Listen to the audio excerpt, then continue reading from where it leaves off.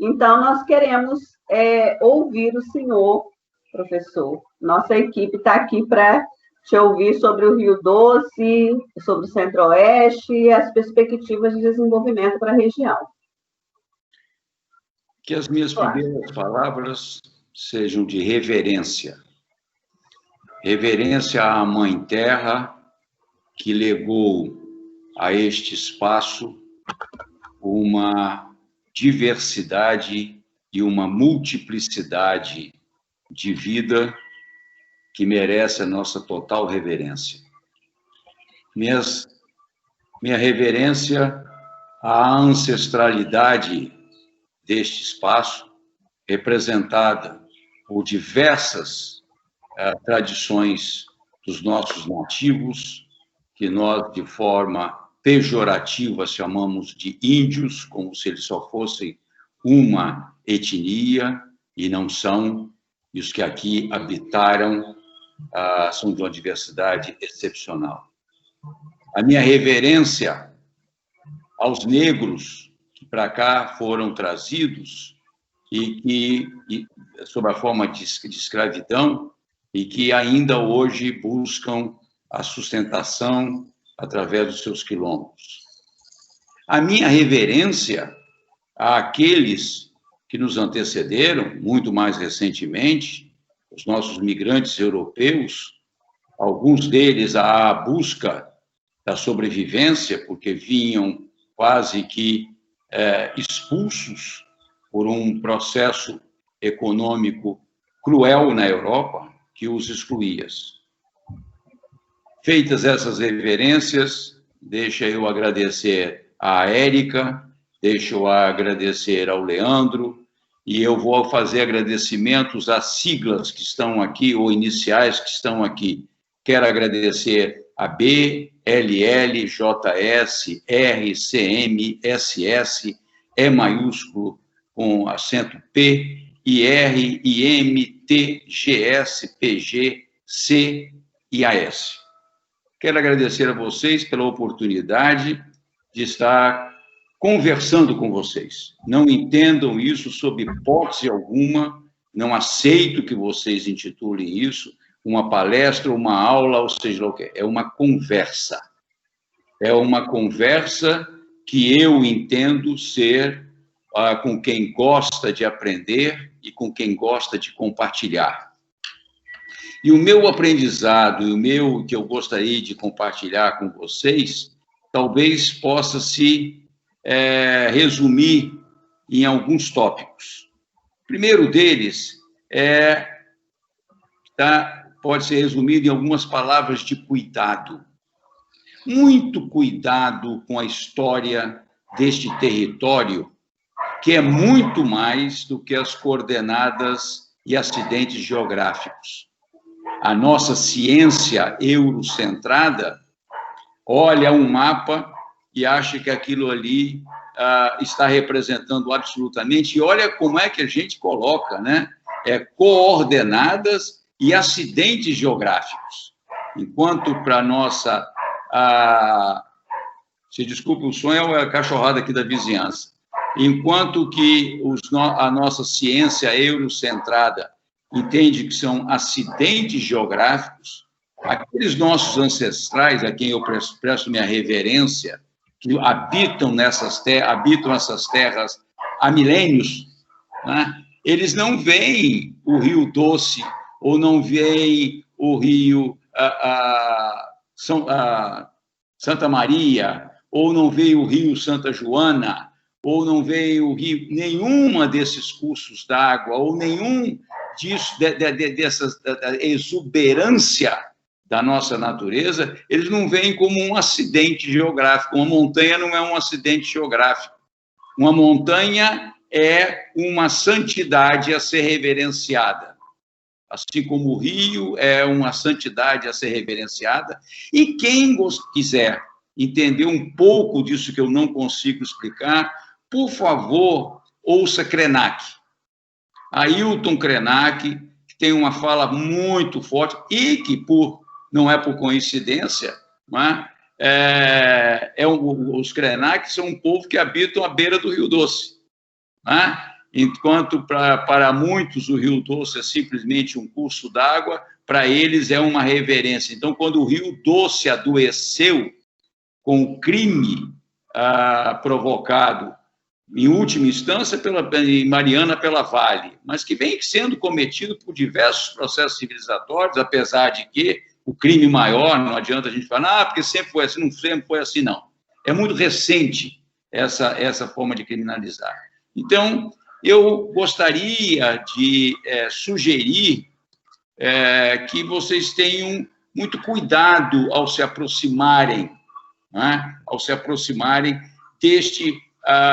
tem uma representação que a gente pode cartográfica, pode ter uma representação com diversas dimensões, com dados econômicos, com dados sociais, com dados ambientais, mas, independentemente de qual a dimensão que vocês estejam tratando, vocês estão tratando de um território. Vocês não estão tratando, seja o nome que quiserem dar, pode ser arranjo, pode ser região, pode ser micro-região, pode ser município, pode ser distrito, o que quiserem apelidar. Mas, no fundo, o que vocês estão tratando mesmo é de um território. E, para entender o que eu tento transmitir em termos de território, vamos a Milton Santos. Vamos a Darcy Ribeiro. Tá? Vamos olhar, porque o território é muito mais do que a geografia, é muito mais que a geografia, é muito mais do que a natureza, é um processo simbiótico do natural com o humano, com o cultural, e vai ter um processo, um círculo que pode ser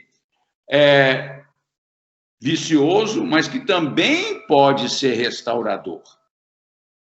Segundo ponto que eu gostaria de apresentar para vocês é, por favor, prestem muita atenção para com os legados. Existe um legado civilizatório extraordinário que ainda está depositado de forma viva, de forma muito viva, um museu ao ar livre, um museu no sentido que é tudo vivo, é muito mais do que história, é um museu de história, muito mais do que história de história natural, que ainda está depositado, por exemplo, nas nossas aldeias. Tem aldeias nesse território, tem aldeias, né? Tem quilombos, né? Sem dúvida nenhuma, tem quilombos, né? Porque as raízes nativas e africanas que eles representam é muito mais do que qualquer coisa que a gente possa representar. Então, atenção para isso, porque, eventualmente, pode não constar do objeto de pesquisa de vocês, mas, eventualmente, vocês podem estar passando por ali e, quem sabe, essa sementinha que eu estou querendo colocar, não na mente, mas no coração de vocês, eu vou dar uma paradinha aqui, vou ver o que aquele maluco daquele ali estava querendo dizer. Está por aí. Vocês procurarem, tem quilombos por aí, não é? Se vocês procurarem, tem aldeias por aí, não é?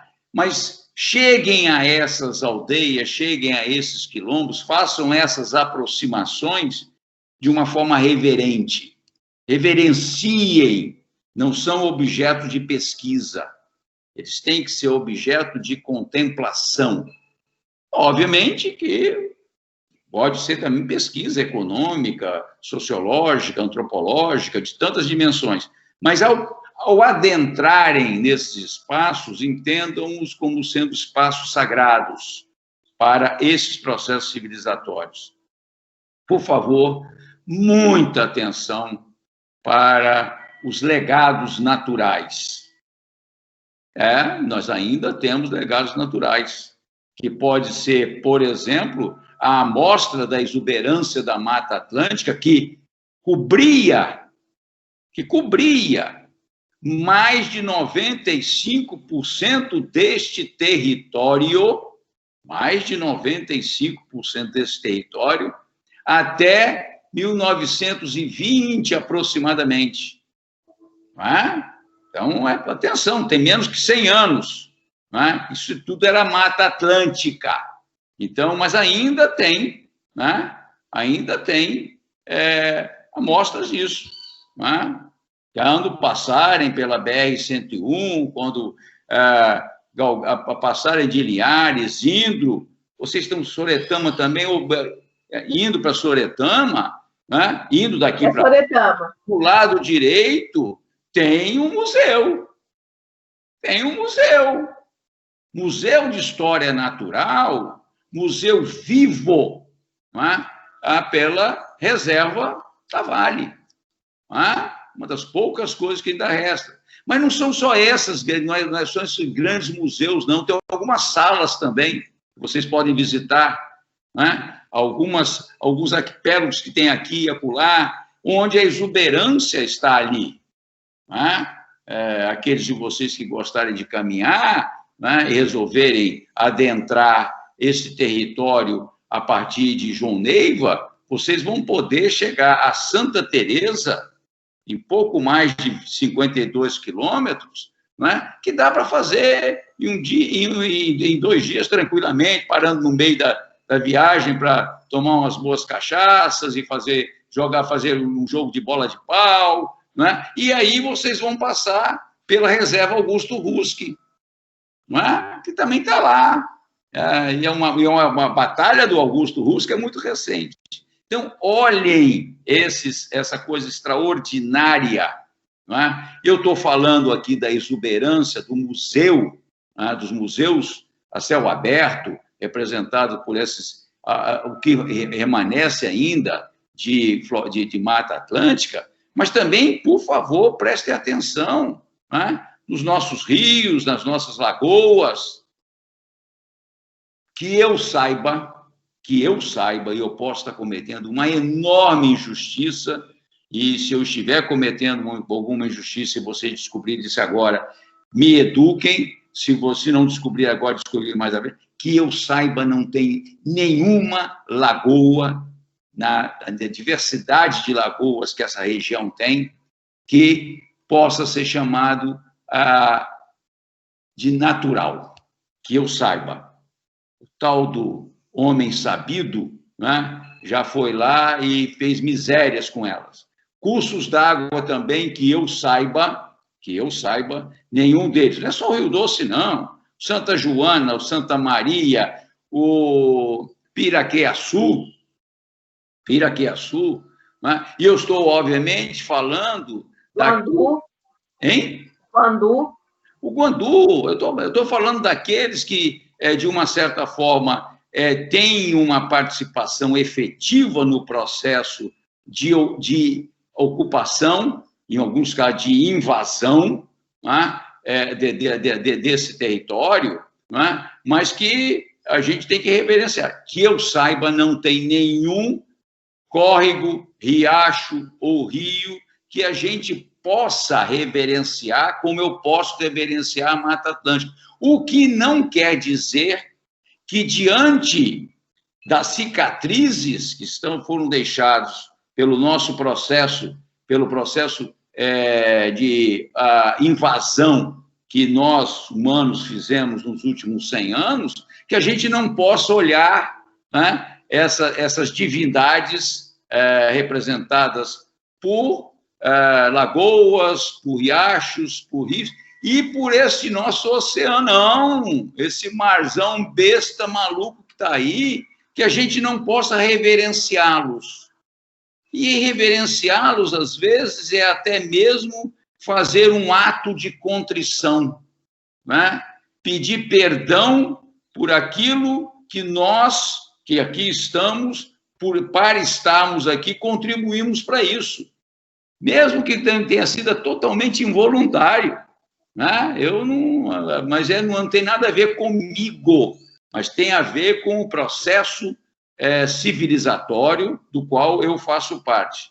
Por favor, atenção para os legados culturais, de expressões culturais, né? Seja o Festival de Concertina de Canivete, seja o concerto de viola lá de Itapina, Seja as pinturas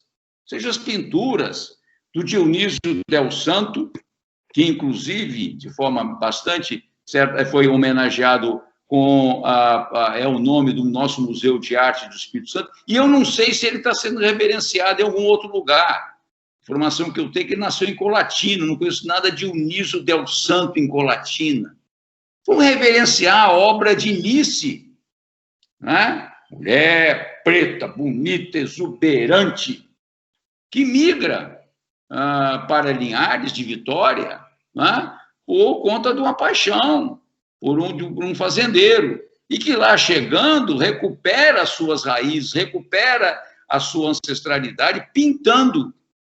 E é uma pintura primitivista. Eu não entendo nada de arte, mas eu me sensibilizo muito com a obra de Nice, inclusive porque ela retrata, né, daquilo, a única obra que eu comprei da Nice e que ficou com a minha ex-mulher, né, ela retrata muito aquelas pessoas dedicadas à cultura do cacau. Obviamente que ela não sai aí pintando fazendeirão de cacau, não. Ela vai pintar a obra, por exemplo, que eu comprei, é de um preto que vai, com cestos em cima, cesto um burro, que vai fazer a coleta do cacau, né? Aí a pergunta que sempre fica é: qual é o melhor veículo para isso? Para fazer, para prestar atenção nos legados, né? Eu diria que hoje nós somos uma geração absolutamente privilegiada. Eu falo, nós somos uma geração porque estamos vivos, né, neste momento, independentemente de eu ter algumas décadas a mais do que a média de vocês, e devo ter muito mais décadas a mais do que alguns de vocês, né? Mas nós estamos num momento privilegiado, porque vocês podem ser tanto atenciosos com legados e cuidarem daquilo, e navegando na internet. Navega na internet, né? É bem possível que vocês tenham muito mais acesso às violas de Itapina pela internet do que se forem a Itapina. Não sei como é que está, se o festival continua. Eu não sei se o festival de concertina, de canivete também continua, tá? Eu não sei se vocês vão conseguir entrar na reserva Rio Doce sem fazer um agendamento anterior, porque é uma coisa incrível como se apropriam o patrimônio da humanidade e privatizam, né? Que aí vira uma coisa, só pode entrar aqui quem nós resolvemos homenagear. Então, mas se não deixarem entrar, não se preocupem, não. Vão até onde puderem ali, ou então parem na BR-101, mas vocês eventualmente podem fazer uma viagem ali usando o Google, né? Desce lá, viaja. Vocês podem, no outro limite, vocês podem fazer essa reverência caminhando. Eu contei para vocês uma caminhada, mas se vocês não quiserem, tem uma outra, quem gostar de caminhar, tem uma caminhada do imigrante, né, que sai de Santa Leopoldina, que não está no mapa de vocês, mas vocês vão chegar a Santa Teresa. Se vocês descerem o Canaã, já vão chegar ali como é que chama o município de vocês? É São João do Canaã? Roque do Canaã. São Roque da Terra Roxa, é como se chamava o São Roque. São Roque não era São Roque de Canaã, chamava-se São Roque da Terra Roxa, onde se chupava Puculé de Groselha Redondo. Então, vocês podem fazer isso. Se vocês quiserem ficar só no território de vocês caminhando, peguem ali, tem uma caminhada bonita que sai de Colatina e chega a Linhares, né? Pela beira do Rio Doce. Ou seja, e entre um limite que é exclusivamente virtual e o outro limite que é presencial, existem inúmeras alternativas. Vão de carro, vão de ônibus, vão de bicicleta. O veículo não importa. E eu diria mais, né? Quando comecei a preparar este meu improviso, Érica, BLL, JS, CM, SS, EP, IRM, TCN, RAS. Quando eu comecei a preparar esse meu improviso para vocês, eu fiquei a perguntar qual é o melhor veículo. Sabe qual é o que é extraordinário na nossa geração? É que nós não temos mais que trabalhar com ou, né? Não é uma coisa ou a outra. Nós podemos fazer a mistura que quisermos. Aquela história de fazer lá muqueca, como é que... Não tem receita. Tem lá uma direçãozinha. Né? Não bota muito colorau, não bota muito tomate, não bota muito... Mas é só um indicativo. Então, entendo isso aqui como indicativo. Agora, contemplem e valorizem, deem muito valor ao privilégio de sermos a geração que somos hoje, porque podemos usar todos esses veículos. Imaginem-se, estudantes de economia ou pesquisadores de sociologia, arquitetura, urbanismo, filosofia, eu não sei quantas engenharia, quantas profissões estão aqui. Imaginem-se há 30 anos atrás. Diria mais, imagine-se há 20 anos atrás. Vocês não teriam o privilégio da internet. E hoje está aí disponível. Então, fica aí a minha sugestão.